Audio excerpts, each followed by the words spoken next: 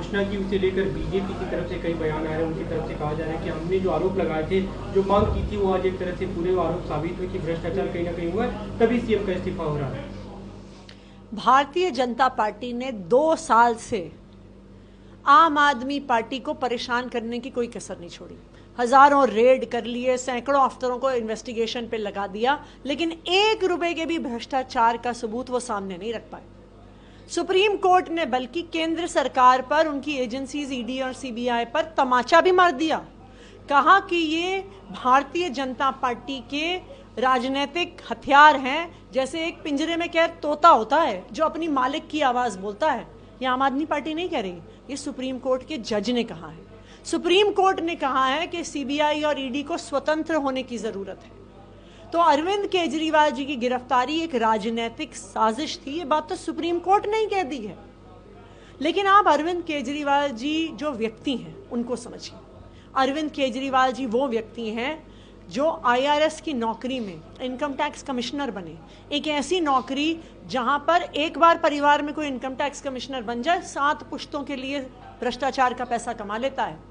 ऐसी नौकरी को छोड़कर अरविंद केजरीवाल जी दिल्ली की झुग्गियों में काम करने का। सीएम ने जो बात की कि चुनाव में जाएंगे, मैंडेट जनता का आएगा, फिर सीएम बनेंगे। बीजेपी ये सवाल उठा रही है कि एक बार तो आरोपों के बाद चुनाव हो ही चुका है, चुनाव में जा ही चुके हैं और जनता ने आपको कभी 7-0 का मैंडेट दिया चुनाव में। भारतीय जनता पार्टी चुनाव से डरती है।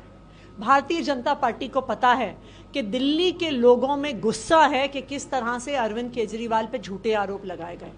दिल्ली के लोगों में गुस्सा है कि अरविंद केजरीवाल, उनके भाई अरविंद केजरीवाल, उनके बेटे को 6 महीने जेल में रखा गया।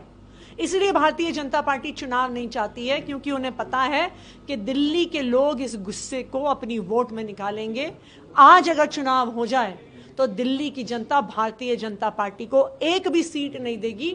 70 में से 70 सीटें आम आदमी पार्टी को मिलेंगी, अरविंद केजरीवाल जी को मिलेंगी। चुनाव की मांग सीएम ने की, आप लोग तैयार है विधानसभा भंग करने के लिए, प्रपोज करने के लिए चुनाव की? देखिए, जब किसी विधानसभा का 6 महीने से कम समय रहता है तो केंद्र सरकार और इलेक्शन कमीशन कभी भी चुनाव करवा सकते हैं। तो अगर चुनाव आयोग चाहे तो आज चुनाव की घोषणा कर सकती है, लेकिन भारतीय जनता पार्टी में हिम्मत कहाँ है जो अरविंद केजरीवाल के सामने आ जाए। एक अंतिम सवाल, आप सबसे ज्यादा विभागों की मंत्री हैं, चर्चा चल रही है कि आतिशी सीएम बन सकती हैं, अगर ये जिम्मेदारी मिलती है तो आप? देखिए, सीएम कौन बनेगा ये इंपॉर्टेंट नहीं है। इंपॉर्टेंट ये है कि आम आदमी पार्टी की जब तक सरकार रहेगी वो दिल्ली की जनता के लिए काम करती रहेगी। लेकिन आज सबसे जरूरी हमारे लिए ये है जनता का फैसला।